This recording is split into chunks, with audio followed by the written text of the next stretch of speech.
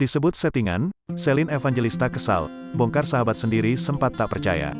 Celine Evangelista kesal asmara dengan Marcel Widianto disebut settingan. Celine Evangelista seakan lelah dengan penilaian banyak orang. Pasalnya, asmaranya dengan Marcel diragukan hingga sahabat Celine sendiri tak percaya.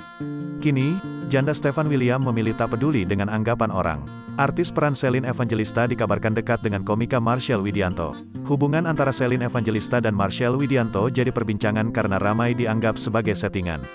Terlebih, Celine Evangelista dan Marcel Widianto makin berani mengumbar kemesraan di depan publik dan sorotan kamera. Saking kuat anggapan itu, Celine Evangelista kesal dengan anggapan itu. Bagi ibu 4 anak ini, hubungannya dengan komika asal Tanjung Priok, Jakarta Utara itu tulus apa adanya. Bahkan Celine Evangelista tak peduli dengan penilaian warganet mengenai hubungannya dengan Marcel Widianto. Celine Evangelista mengungkap langsung perihal itu mengutip dari kanal YouTube Dapur Bincang Online, Minggu, tanggal 12 Juni tahun 2022. Kita mah apa adanya aja.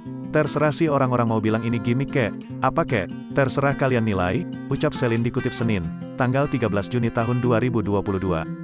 Kini Celine Evangelista pun serba salah dengan semua jawaban yang dia lontar, khususnya mengatakan hubungannya bukan settinggan. Kadang orang-orang dikasih tahu, itu beneran enggak sih Celine sama Marcel? Kalau aku bilang bener, orang enggak percaya, dibilang bohongan juga enggak percaya, imbuhnya.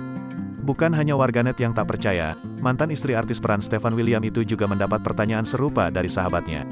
Ternyata mereka penasaran dengan kebenaran hubungan Celine Evangelista dengan Marcel Widianto.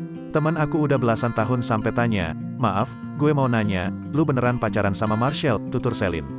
Karena banyak yang tak mempercayai ucapannya, Celine Evangelista pun kebingungan meyakinkan orang-orang terdekatnya. Kata gue, ih kenapa sih enggak bisa ngelihat dengan mata kepala kalian sendiri aja apa yang sedang terjadi, tutupnya.